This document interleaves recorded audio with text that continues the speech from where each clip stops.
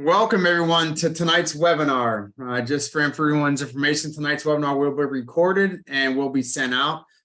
It is my pleasure to welcome everybody. My name is Michael Mandarino. I'm the owner of 123 Investing LLC. We're a boutique financial planning firm catering to military veterans, active duty military, small and medium-sized businesses, and we also offer some very unique tax strategies. Today, we are super blessed to be able to bring in no other than Chris Czaplak. Chris is a client-focused, highly motivated self-starter. Chris, if you want to come off video, creative problem solver, and a dynamic leader who is passionate about using analytics to solve clients' problems. Chris is a graduate of the United States Naval Academy. Go Army, beat Navy, Chris. Chris served as a submarine officer and later as judge advocate before transitioning to the private sector to work with veteran small business owners and entrepreneurs. While training and practicing law, Chris brings a wealth of business perspective, including strategy and finance to his clients. With an emphasis on doing great business with great people, Chris works closely with small businesses, startups, and entrepreneurs to develop their strategy and to build their financial and legal systems to implement it. Nothing is more satisfying to Chris than helping make clients' visions become a reality. Chris regularly presents on the legal and financial pitfalls that new business owners and entrepreneurs don't know they need to look for, and experienced ones often forget they need to focus on. Whether you are an aspiring business owner or an experienced entrepreneur, Ignorance is Not Bliss covers the essential concepts you'll need to know to ensure your venture is a success. And for those who've been on my webinars before, again, we're super happy to have Chris here. And when I heard him speak at one of our veteran events, I just knew, I learned a lot of stuff in my own business. I knew for others that are getting ready to start their business that we needed to bring them on board. So I just want to just open us up in a quick prayer. Lord, we just thank you for this opportunity, Lord. I just love you so much, Father God, Lord. And we thank you. We just pray blessings of all the veterans, families that are keeping our country safe, and all our first responders are keeping our country safe, Lord. And we just, we thank you so much. We ask you to bless everyone on this call. We love you so much. In Jesus' name we pray. Amen. So without further ado, I do want to introduce Chris. Chris will be speaking. We will be doing a Q&A session. And also we will have some links if you're interested in talking to Chris on some subject matters, and also if you're interested in also setting up a one-on-one with us. But without further ado, you can use the Q&A and the chat function to be able to answer questions. So Chris, take it away, please. All right, thanks, Michael, and thanks for the invite to come here. I'm really excited to speak to everybody. Today's presentation is called Ignorance is Not Bliss, and as Michael said, there's three core subject areas that I think every entrepreneur needs to know about setting up their business for success. So, Michael kind of covered my background, but to kind of dive a little bit deeper, I am a 2000 graduate of the Naval Academy. Started off my career as a submarine officer. Really enjoyed being a JO on a submarine, but did not look forward to being a department head on a submarine, so I looked for other opportunities to stay in the Navy. I came across a scholarship program that allowed me to go to law school, so I attended American University in Washington, D.C., graduated with my JD in 2009, and practiced for 11 years in the Navy, primarily doing criminal defense.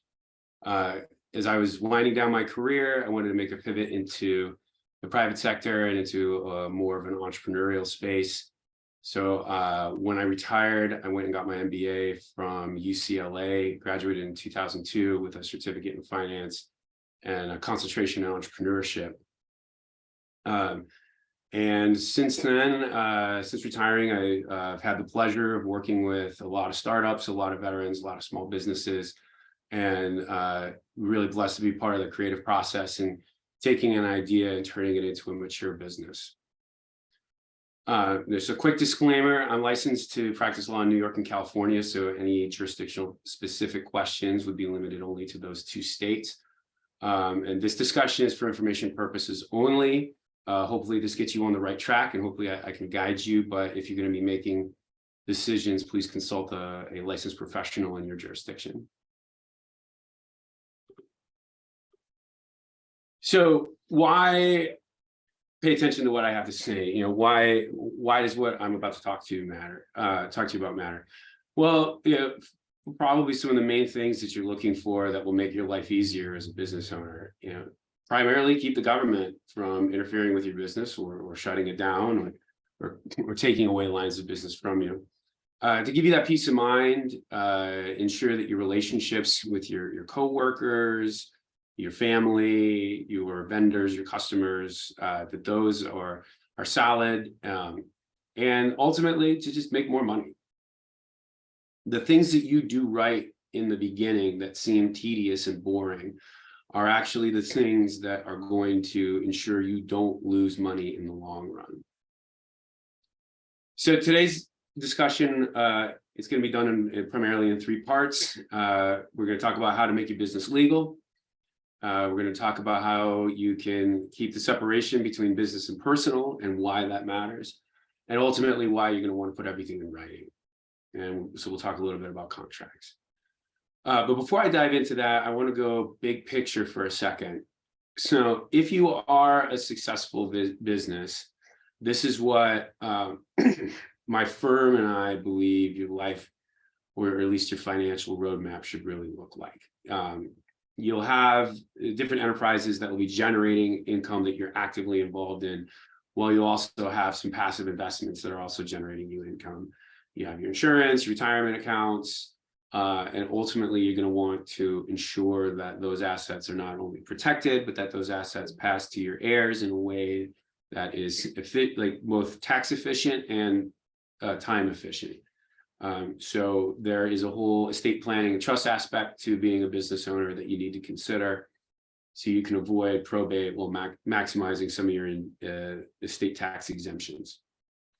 But today, I want to focus on primarily the liability shield and the business entity that's going to manage a lot of your enterprises and why that matters. So that is our first part, making it legal. So why a business entity? Well, if you have a great idea and you go to market with it, you're dealing with a lot of different stakeholders. You have your customers, you have vendors that you're working with that are supplying you. You may have partners, you may have investors, you may have people that you took loans from. And of course, you're dealing with the government, both at the municipal, state, and federal level. When you are engaging with each one of those and you don't have a business entity, you are what's called a sole proprietor, and it's basically you and every single one of your assets that are on the line when you're doing business with them. So you are personally liable to each one of these for what you do in your business activity. And that can be pretty problematic, especially if you have assets like a house or 401k or your TSP. And those are all in jeopardy if something goes horribly wrong. We all get excited when we found businesses or when we come up with a great idea and when we start actually executing on it. And of course, we think everything's going to go great. And a lot of times things go very well. But every business has rough patches. Every business rides this roller coaster with its ups and its downs. And when you have your downs, you want to make sure that your personal assets are protected, that your family is provided for. And you can't do that if you are personally liable to customers, vendors, partners, and the government.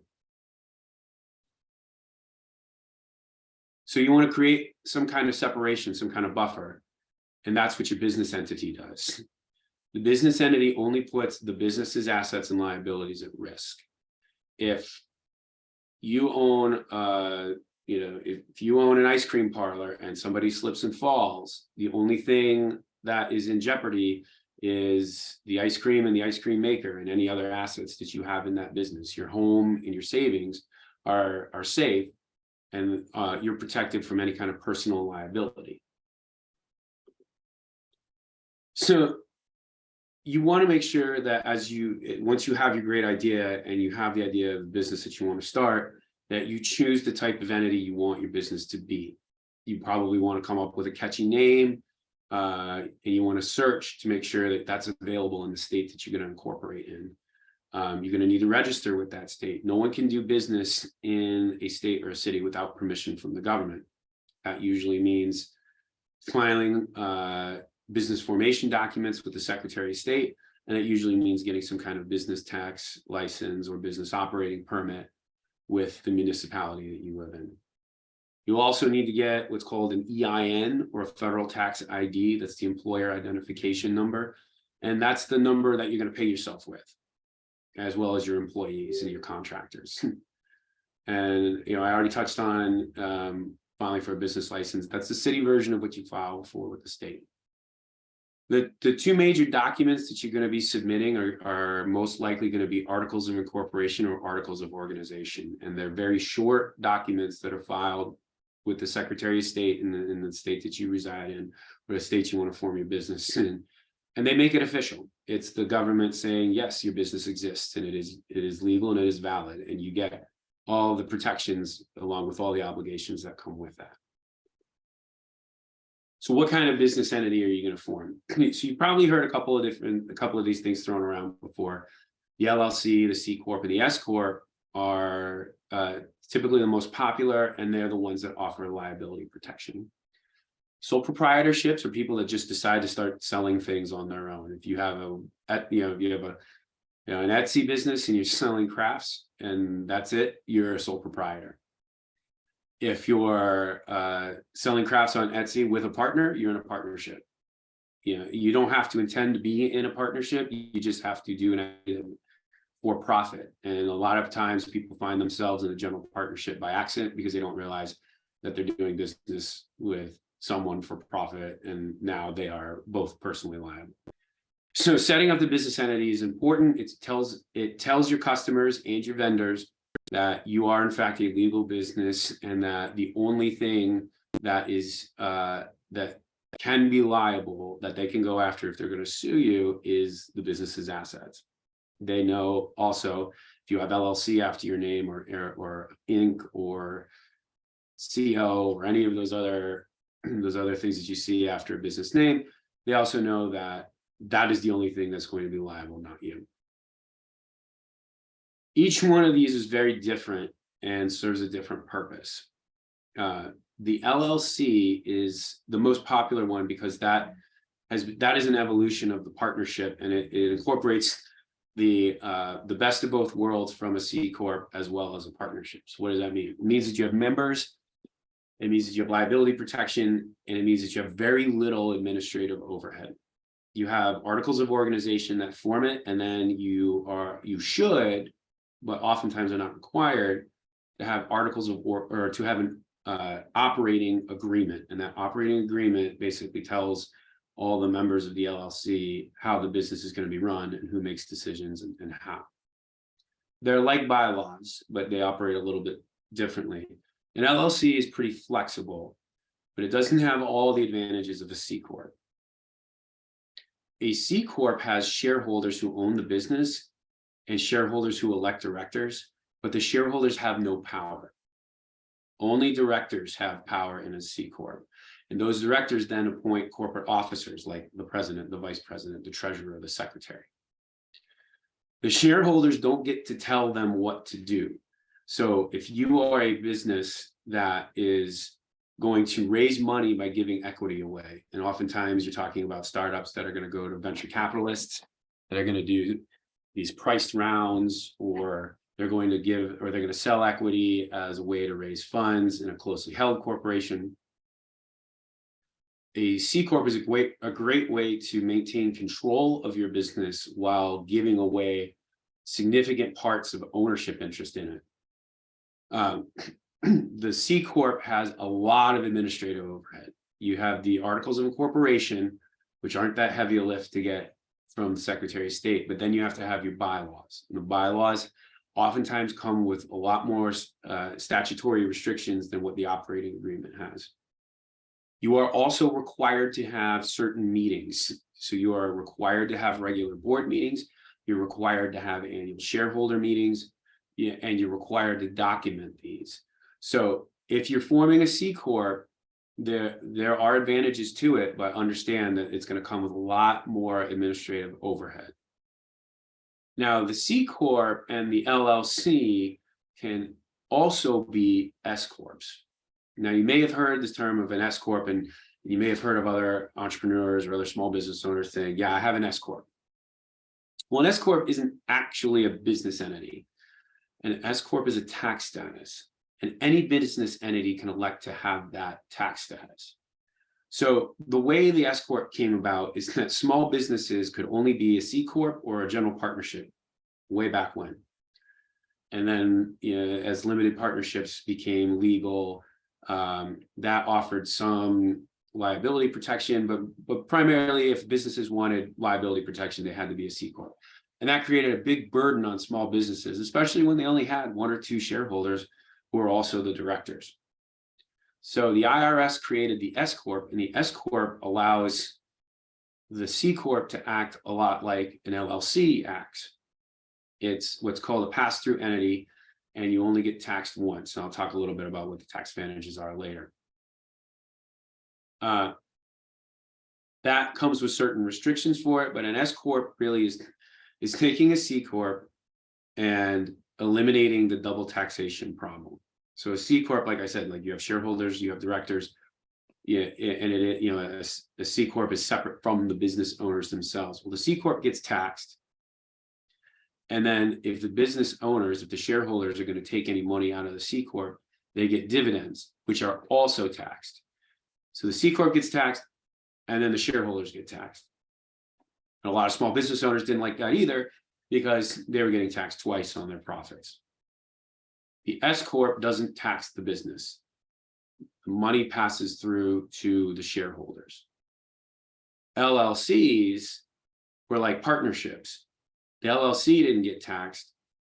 The profits passed through to the members who were the owners, and then they pay personal income tax. There are advantages to electing to be an S Corp. Like I said, I'll talk about that down a little later. But when LLCs were legal and they saw the advantages, that the tax advantages that the S Corps had, they wanted to have those too. And so LLCs can now be S Corps as well. So if you form an LLC, you can elect to be an S Corp, and that can save you a lot on self-employment tax.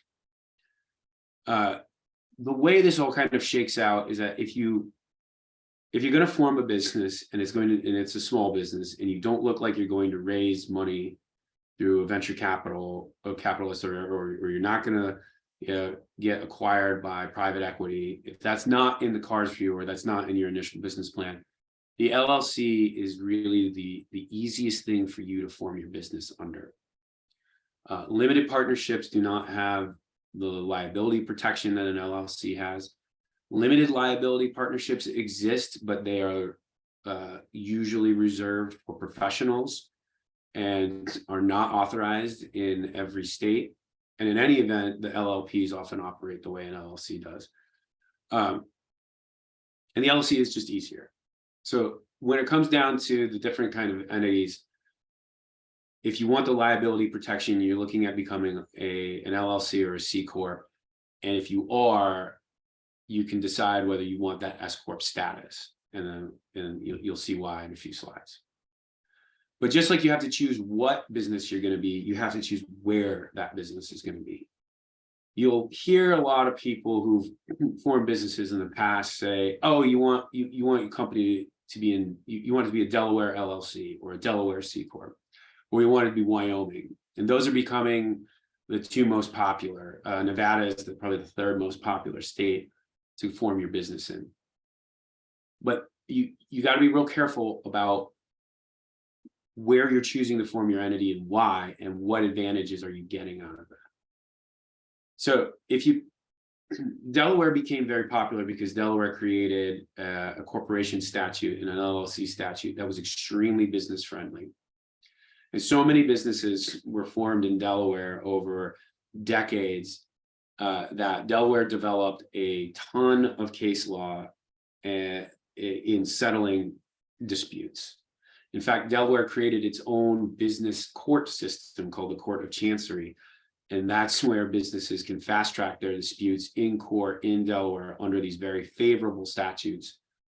And they'll know, because of all the prior decisions, how it's most likely going to turn out, because Delaware knows a thing or two because they've seen a thing or two. They have this depth of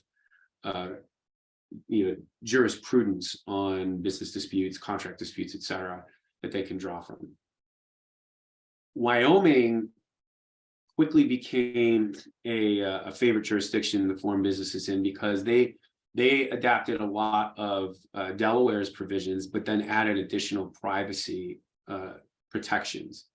So, for example, in Wyoming, if you form an LLC there, no one, the government doesn't even, that they never publish who actually owns that LLC. If you do a C Corp in Wyoming, they never publish who the shareholders are, who the directors are. If you want to protect your stakeholders, your principals, your investors, etc., and their privacy is a primary concern of yours, then Wyoming is an ideal jurisdiction. If you want to know more about that, it's obviously best to consult a Wyoming attorney about that, but that's the draw of Wyoming.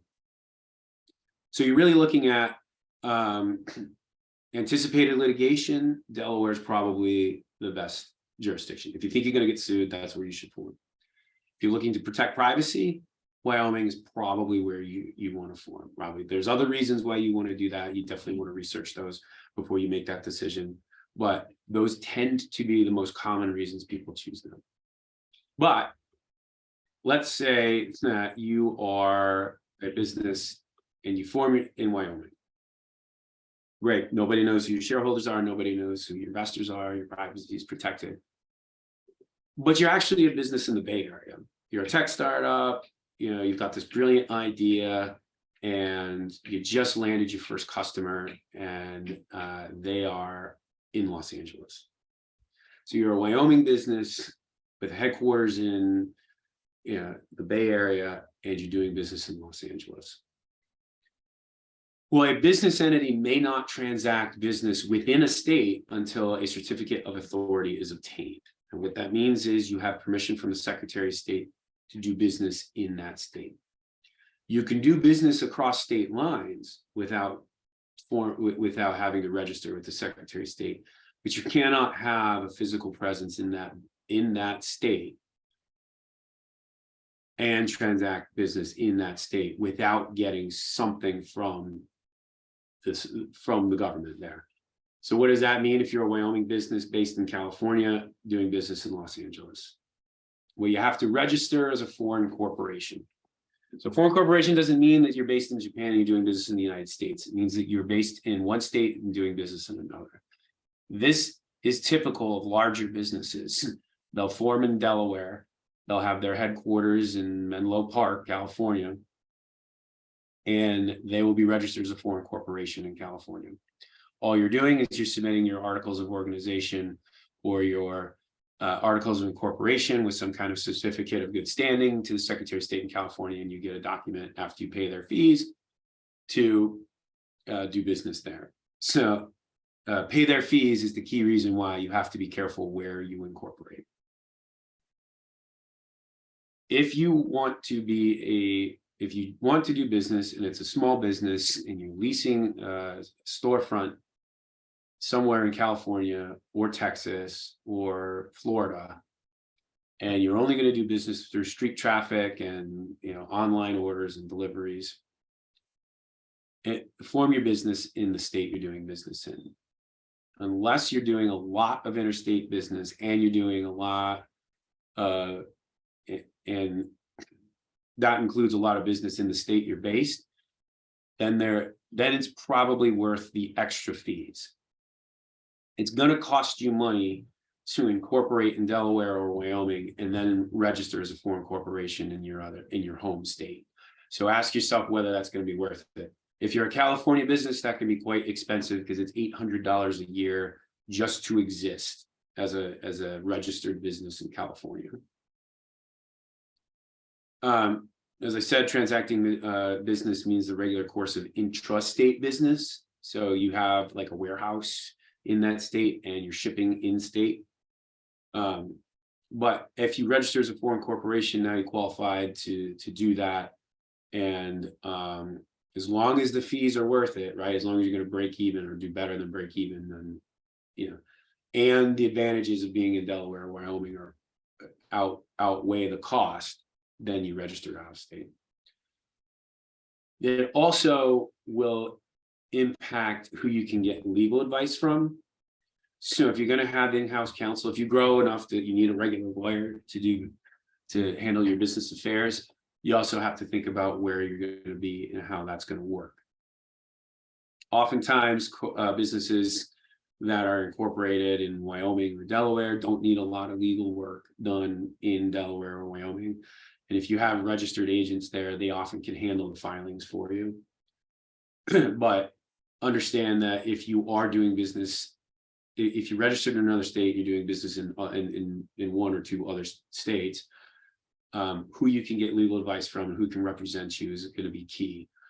States that don't require registration of out-of-state counsel, some state, a lot of states will require an attorney who's licensed in another state but advising you in your home state to register with the state bar.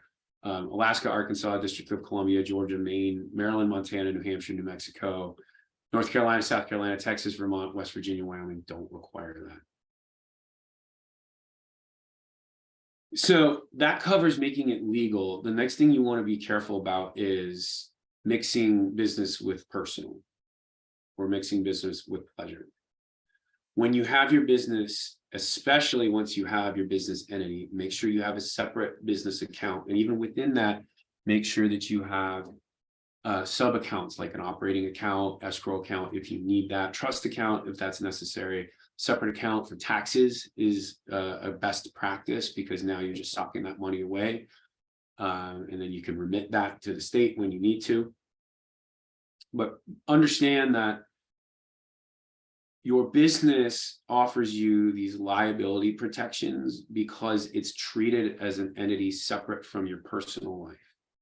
If you're mixing your money, then your business entity looks less and less like a legitimate business, and you run the risk of losing your protection. You also run the risk of being drawn into a lot of litigation that you don't need because your books are sloppy. So if anybody recognizes this famous Chicagoan, Al Capone, he is one of the most notorious criminals in American history, and he finally ended up being a permanent resident of the federal penitentiary on Alcatraz, not because they caught him for all the murders and racketeering and other crimes that he committed, but they got him on tax evasion. The money is what took him down, and the money is what can completely derail your business. Not only can it run the risk of jeopardizing your business status, but it opens you up to allegations of fraud and embezzlement. If you have investors, and if you have taken out loans, if you have debt instruments that you use to finance your business, you are now a fiduciary in those funds, and you have to take care of them. If you are putting them in the same Navy Federal account that you're paying your mortgage out of, and you're bringing in other ordinary income, and you're mixing your spouse's income in with, if an accountant took a look at it and cannot tell where the business money came in and then where it went, because all the funds are commingled, then you're running the risk of defrauding your investors or embezzling corporate funds. And you also run the risk of having something happen called piercing the corporate veil.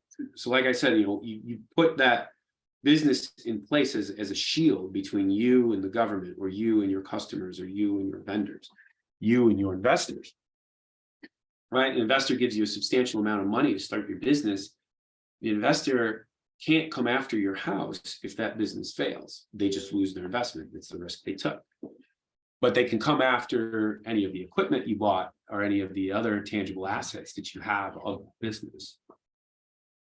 If you are commingling funds and you are buying a car for the under the business's name so that your 16-year-old child can now drive himself or herself to school, you're running the risk of piercing the corporate veil. So courts can pierce that liability shield that your business has to avoid fraud or unfairness.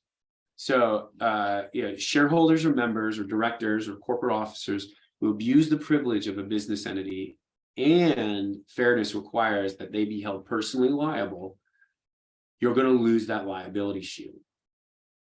The business is supposed to take all the slings and arrows that can be thrown at you when things go wrong, or investors are dissatisfied, or customers are unhappy, or clients want their money back. If you are not keeping good books, you could lose that protection, and now they can come after your personal assets. The legal concept that makes that someone will use if they're suing you over that is called alter ego, and it's where you're using business assets for personal use, and the business then fails, or the business can't meet their obligations. This is what makes me a C corp such a heavier lift, because if you are not having those annual meetings, and you're not maintaining those minutes of those meetings, and you're not maintaining the records, and you're not having your annual meeting and filing the annual filings that you have to do, you're not respecting these corporate formalities, and you could lose your liability protection. The other way that you can lose your liability shield is through undercapitalization.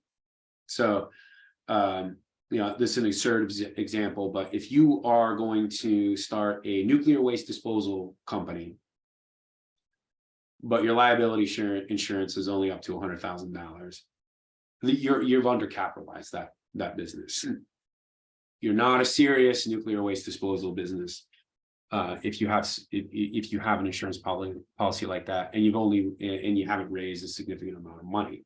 So you run the risk of losing your liability shield as well. And then creditors who don't like the fact that you spilled nuclear waste can come after you and take your personal assets. One of the things to keep in mind, the corporate veil is more likely to be pierced during torts instead of contract disputes. One of the reasons being is that if somebody walks into your ice cream parlor and they slip and fall on the floor and bust their head, they did not assume the risk of slipping on the floor and hurting themselves. But if a dairy supplier enters into a contract with your ice cream parlor, they know that your ice cream parlor is an LLC, and they know that they're dealing with a business, not with an individual. And so they are assuming the risk that they can only recover the ice cream parlor's assets if there is a dispute. So I talked about the S Corp and why that saves you money, and I kind of backload this part so you guys stay on the webinar. This is the big one that most small business owners don't realize, and it's usually the first thing that they go and do after they get off these webinars. So the self-employment tax is 15.3%. For those of you that have gotten pay stubs, LESs, you've seen that you've got money being taken out for Social Security, money being taken out for Medicare. You see all these FICA deductions. That's the employment tax. And in a business where you have W-2 employees, the employee is liable for half of those taxes, and the business is liable for half of those taxes. So what you have seen on your LES is only 7.65%. A small business owner or an LLC owner, even a sole proprietor, anybody who's in business for themselves, anybody who is an entrepreneur, anybody who has their startup, right? They're liable for the full 15.3%, and it's referred to as the self-employment tax. So basically, if you start your own business, you're running that ice cream parlor, you are responsible for paying all the employment tax on all the money you take out of that business. So the LLC, it's great because it only gets taxed once, and it gets taxed at the personal income tax level, and you're getting taxed on the money you take out. But it usually comes in the form of a 1099. and if your business makes $100,000 in profit, and you take all $100,000 from the business in personal income, you're paying $15,300 in self-employment tax on top of the personal income tax. It's probably at the 22% range, maybe 26% if you have other income. And that's a big chunk of change, right? You're now you add in state income tax if you live in one of those jurisdictions, and now you're pushing 35-40% of all the money you just made, all the profit you just made from your business. Excuse me. An S corp, however, allows you to take that $100,000 out, but pay yourself what the IRS says is a reasonable salary. And the IRS doesn't tell us what a reasonable salary is, but typically 25 to 30% of the money you take out of the business is considered a reasonable salary. So you pay yourself wages in the form of a W-2 for 25 to 30% of the money you take out, and then you pay the rest in what's called a K-1. The K-1 is the form of all the personal income you take out of the business that's not W-2, and you only pay personal income tax on it. So if you're looking at the blue, you're only paying payroll tax on what's blue. You don't pay payroll tax on what's gray. You do pay personal income tax on what's blue and what's gray. But you can see, if you're only paying yourself $30,000 as a reasonable salary because you made the S corp election, and that's what's on your W-2, you're paying about $10,000 a year less in payroll tax or self-employment tax. And the other $70,000, that's just personal income tax then. So you can save yourself a substantial amount of money. And the reason I give this presentation is to get you off on the right foot, so you are making that and more. And if you're putting all this work into it, and if anyone is a small business owner now, right, that's a 7-day-a-week job.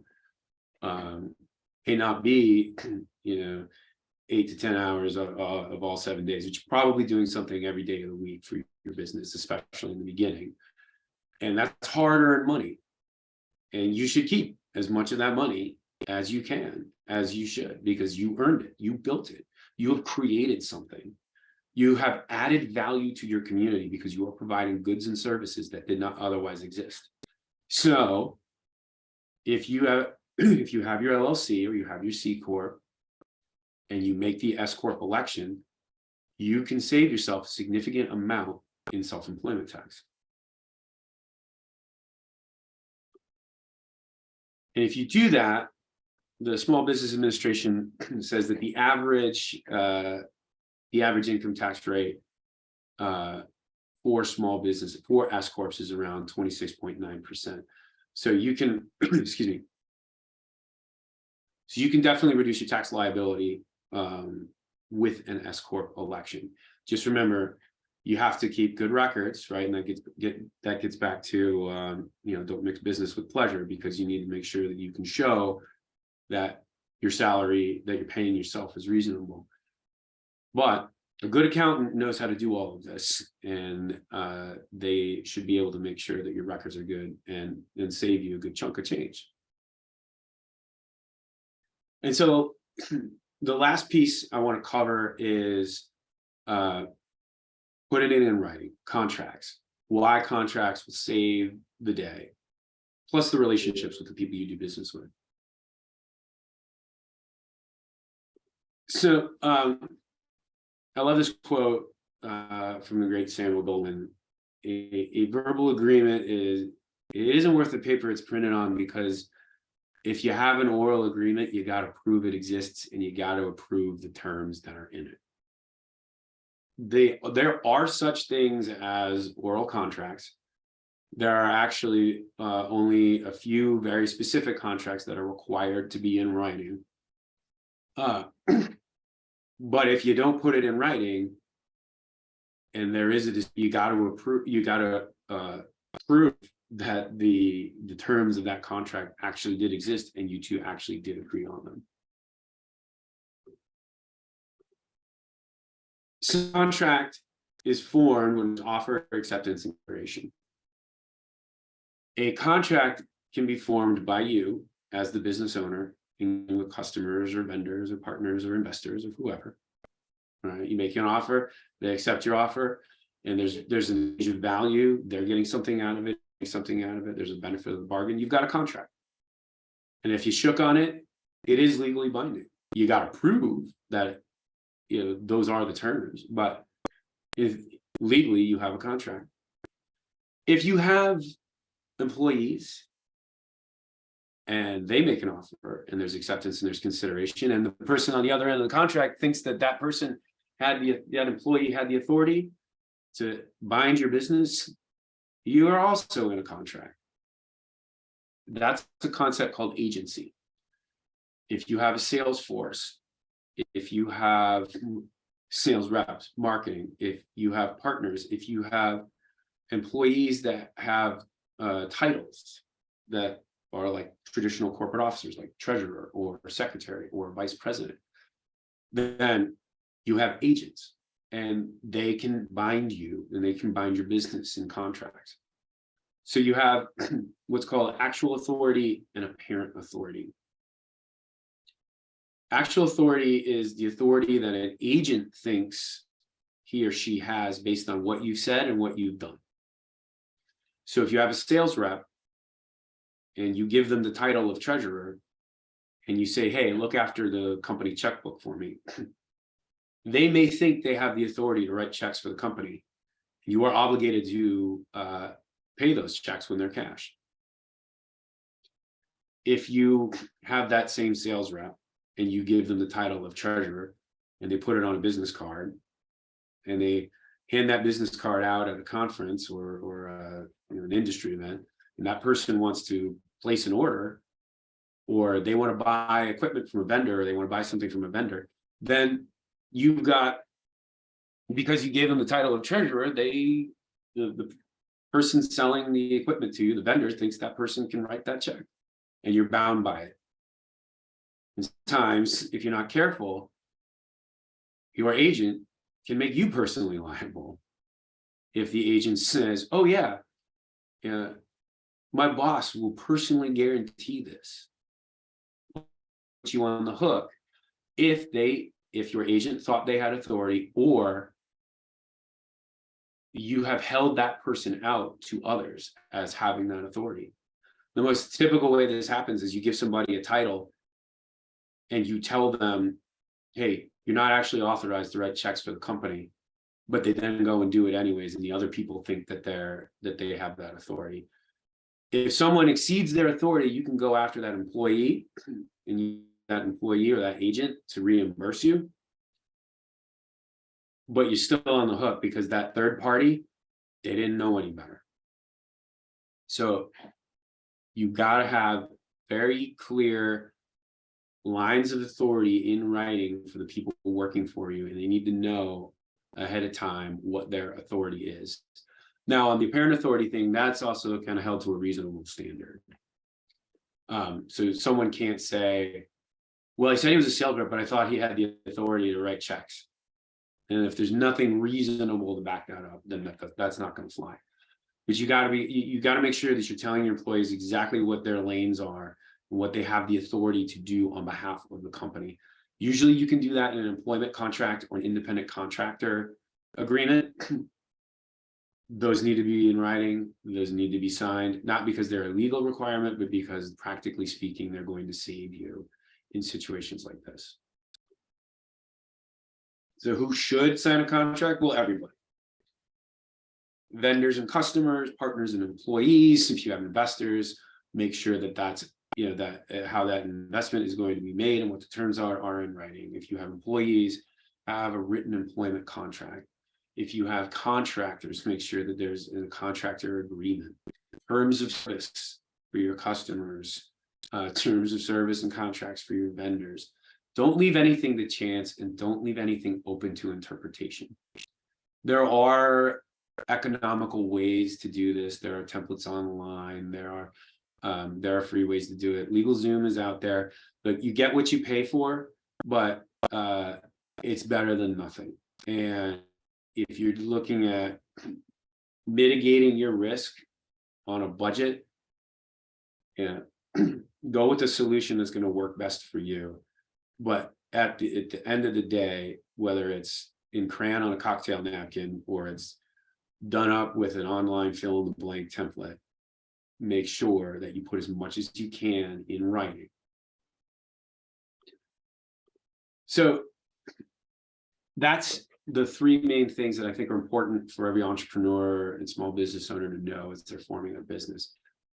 Make it legal by choosing the right business entity and the right jurisdiction. Think about what you are looking to do and how you are raising money for your business. Whether you're going to be taking out loans, whether you're just going to be borrowing money from friends and family, whether you're going to be taking out a second mortgage on your house or a line of credit, or whether you're going to sell equity to investors, right? Because that will make the difference in whether you want to be a C Corp with shareholders who don't have any power to tell you what to do, or whether you want to be an LLC and have additional members as investors who do actually have authority to tell you, or do have a say in how the business is done. They have input. And choose your jurisdiction. Decide whether choosing one of these more business-friendly states matters, and or whether you are just going to stay local and keep your business in the state that you're based in. Make sure that your accounting is solid and that you're adhering to all the corporate formalities. Because again, right, if you're very loosey-goosey with the corporate formalities like your annual meetings or the business documents, the formation documents that you need to have filed with the state, or you're dumping all your business income and all your revenue into your personal checking account, it's going to create problems. You may not be defrauding your vendors or your investors. You may not be committing embezzlement. That doesn't mean you can't be accused of it. And the last thing you want to do is defend yourself in court on one of these allegations. You may win with a verdict, but you still lose because you still have to pay the legal fees. So do the work up front and avoid and avoid even being in that situation to begin with. And then, of course, put it all in writing. If it's all in writing, it's very clear, what you are agreeing to, what the terms are, and whatever is in writing signed by both parties is almost always going to trump what was talked about leading up to the contract and in negotiations. And so by doing that, you're helping the rest of this big picture come into play, making sure that you have that business entity that can serve as the way in which you protect yourself while you're actively engaged in your own business and doing your business activities is going to protect all the other assets that you are able to invest in, or that you're able to save, or that you're able to sock away, or that you're able to put into trust. It's going to protect your home. It's going to protect your kids' college fund. It's going to protect everything that you've built. And it's going to give you that peace of mind. You're going to be able to sleep at night because you know that you have good contracts in place, that you've got liability protection from for your business. And ultimately, that dream that you have is going to thrive and flourish. So that is everything I think that you should know at the beginning when you're contemplating forming a business. Ignorance is not bliss. These are all every one of these bullets has a war story behind it, if not from one of my clients, then from one of my colleagues' clients. And it's as they used to say in the Navy, right? The procedures are written in blood. So I hope that this has given you something to think about, and I hope that this gets you to the right start. I'm happy to answer questions, And my contact information is here, and I know that Michael has put some links in the chat if you want to schedule a time to do a follow-up question.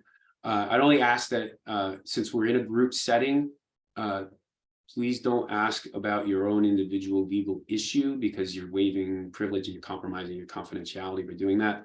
But if you have a more general question or a more conceptual question, I'm happy to answer those right in this setting. Chris, wow, it's thank you for your time today. And we do have some questions. I always learn stuff from hearing from you. So I'm so glad you were able to come and share your knowledge. But one of the questions we had, and it was actually a question I was going to ask as well, which is, at what income threshold is an S corporation election recommended? And one of the listeners said that, she's a first year real estate investor or a real estate agent, estimating income conservatively about 30K their first year. I know you said it was a big savings on the taxes. Where do you really feel that someone should go from that sole proprietor to an S corporation? Sure, great question. So the break-even point is going to be whether you're saving more than you're spending as far as maintaining that business entity. So I'll use California as an example. So California has an $800 franchise fee. In addition to all the different state taxes that you have to pay, most of which, or nearly all of which, pass through to you, and you pay at the personal level. And I'm not talking about the municipal taxes, but that would be, sometimes there's like in San Diego County, there's like a nominal fee. It's under $50 to get your business license. But you look at the franchise fee, really. You look at how much money is it going to cost me a year to maintain my my business. And so with that franchise fee, if you look at the $800 that you're paying, are you going to save at least $800 in your self-employment tax? And so if you do the math, that number is really low. It's under $10,500. So if you are if you're a real, I don't know, I'm not off the top of my head, I don't know the filing fees in all the different jurisdictions, right? But I do know California, because that's where I'm based. That's where that's where most of my clients are. If your LLC is going to make, or you are, I should say, like if you're going to make more than $10,500 in income, 800 divided by 0.0765 is about 10.5, right? So that's, I think, your break-even point. So if you are going to make $30,000, I think it's well worth it to have the LLC at that point. And because if it is just you, and if you're the sole owner of the business, an LLC probably makes the most sense, especially if you're not going to go raise capital and sell shares. And so you just got to look at how much is that going to cost me, and will I save more in that half or in that extra half of the employment tax that I would have to pay. So that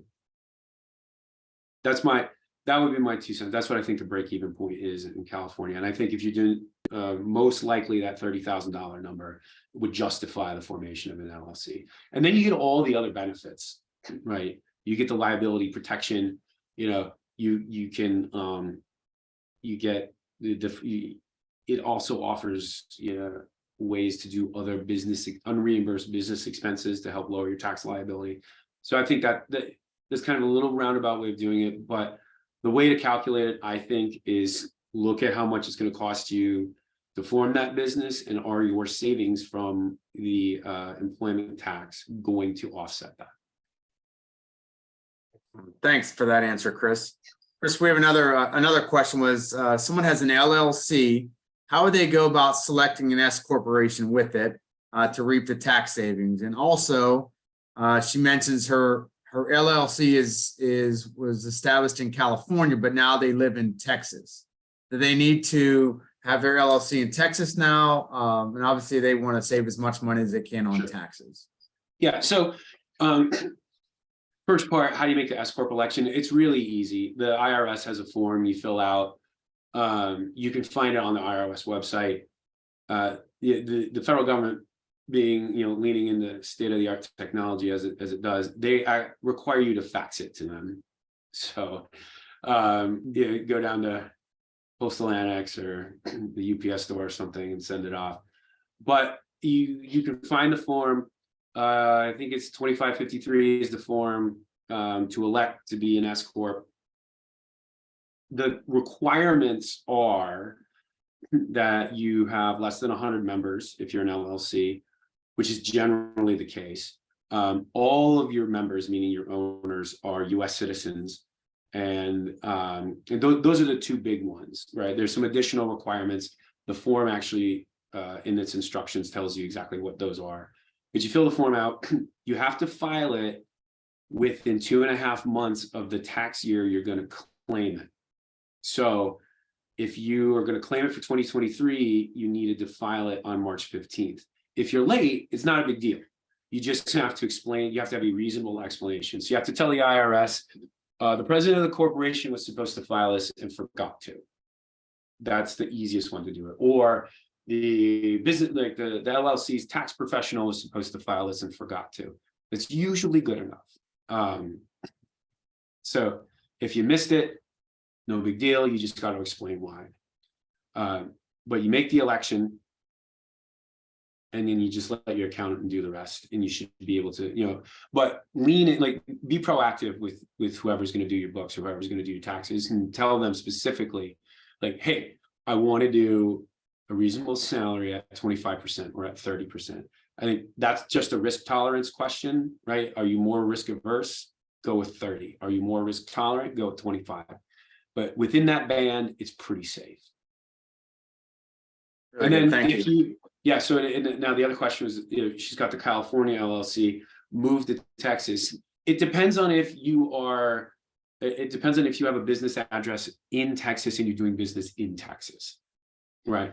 So if this was so basically, if your business had a storefront in California, you just moved away. Excuse me. You've got trustworthy employees running the day-to-day. You travel to the state maybe once a quarter. You don't need to change it.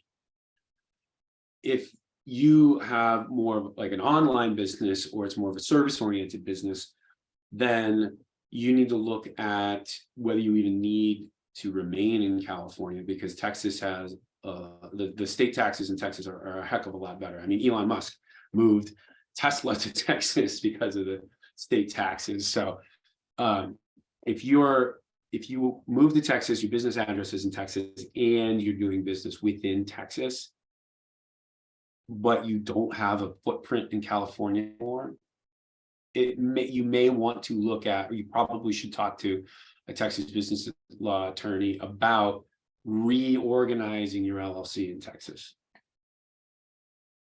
Excellent. Thank you for that, Chris. We do have some other questions. Another question was, do you need to choose a C Corp or S Corp, or can you just stay as an LLC? And a follow-on question to the LLC, if an LLC is established in a tax year that does not have any income, are they required to, as a sole proprietor, report that to do taxes for that LLC? So if you have excuse me. So if you form a business and you have no income, you are supposed to have you are supposed to file a placeholder that says, hey, excuse me, if you have an EIN, but no income, you should be filing a return that says I had no income this year, because the IRS now knows that your entity exists because you got a number from them. So, pardon me. It's not that heavy of a lift. You can probably do it yourself with just a little bit of research on the IRS website, but you should do that. As far as like, do you need a C Corp to be an S Corp, or do you need an LLC to be an S Corp? You need to form a business entity first, and then you elect to be an S corp with the IRS. So you form an LLC, and then you elect to be an S corp, or you form a C corp and elect to be an S corp, or you form a limited liability partnership and you elect to be an S corp. You could form, like, there are some other weird state-specific ones out there. Like, there are limited liability, limited partnerships in some states. Even those can elect to be an S corp. But if you file documents with if you file with the Secretary of State in your home state, and you got a certificate back, or you got an articles of something back, whatever, then elect to be an S corp. Okay, perfect. And there was another follow-on to the earlier questions asked that the individual is an agent in Alabama. Would there be any benefit for her to start an LLC tax as an S corp in Nevada?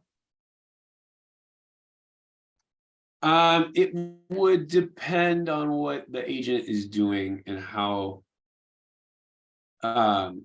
much business you're doing outside of Alabama. If you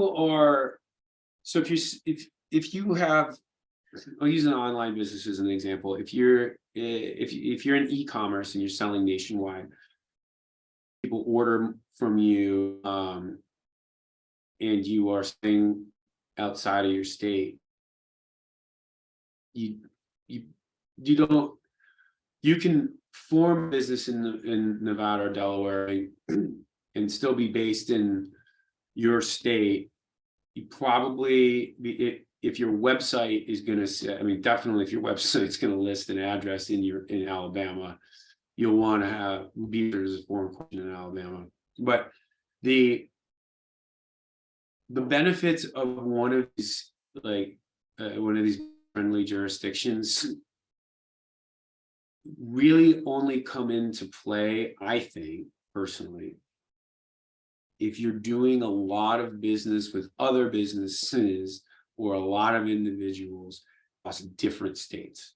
So if you're nationwide or you're regional, right, you're multi-state, and you do have a lot of assets, or you do have a lot of people that have invested that want to protect their privacy, because sometimes some businesses are fairly cutting edge and somewhat controversial. There are spaces that people have startups in, and there are things that people do in biotech that, bring ethical questions with them, and the investors may not want people to know that they've invested in that. There are political reasons why people don't want to know that they're investing in, to the public to know that they're investing in certain businesses. Some people might think you're really risky and they don't want other people in their industry knowing they invested in you. And that's where Wyoming might come into play. If you are a nationwide nuclear waste disposal company, you may want to incorporate in Delaware because you're probably going to get sued a lot. And so if you are, I think, if you're just a real estate agent in Alabama and you're just doing real estate and you're actually only licensed to sell real estate in Alabama, it doesn't make sense to form a business entity outside of Alabama. Now, if you're like a sports agent and you're representing athletes at the University of Alabama who are going into the NFL draft, and they're going to go get drafted in basically anywhere they get drafted is going to be outside of Alabama, and you're still going to represent them, and you're going to have a lot of them, and there's going to be a lot of money on the line. You may want to look at having your business incorporated in Delaware or Wyoming. Really good, Chris. And Chris, I think, obviously we really appreciate all your time. And just for those that are on the call, as a reminder, Chris does have his calendar links in the chat, that if you wanted to, schedule a free 20-minute consultation, you can please take advantage of that. Also, if you really have more in-depth conversations on, hey, I really need help setting up this S corporation, click on his paid link. He obviously is a professional. He is licensed in state of California, and I believe, was it New York, Chris? Do I Yeah. recall? Yeah. For any state specific questions, it's limited to New York or California, but any federal question, tax being a big one, that doesn't implicate state law, I can answer those questions as well. So you can, just as an example, some of our callers that were on from Alabama, you can help them set up a corporation dealing with the tax code at the federal level when it comes to the S Corp, help them file that and walk through them at that level. Is that correct? Yeah, and if there's a lot of there's also a big intersection between law and finance, and there's a strategy component to that. And there's as much as these jurisdictions are different, right? Each state's laws are slightly different than the others, right? There are some broader concepts that we can discuss as well. So if there's just a consult, if it's just that you want to consult with someone on some business best practices, I'm happy to discuss those as well. But if you're not sure, sign up for the free 20 minutes. We'll talk about it, and I'll see if I can help you. And if I can't, I can dip into my Rolodex and find out if one of my colleagues can help you out. Perfect. Well, Chris, I don't want to take any more time away from your family. I really appreciate all your help. And for those who are on the call, unless there's not any other further questions, we will be sending out a recording minus the Q&A section. Once it goes through my compliance team. I am, again, a broker dealer. I work as a financial advisor out of the state of Florida. I'm licensed in all 50 states. So feel free also to reach out if you have any financial questions as well. But Chris, really great job today. Thank you so much for your time. Thanks for your service to our country as well. And I hope everyone has a blessed evening. Well, thank you, Michael. And thank you, everybody, for jumping on. It was my pleasure. Thanks. Take care. God bless everybody.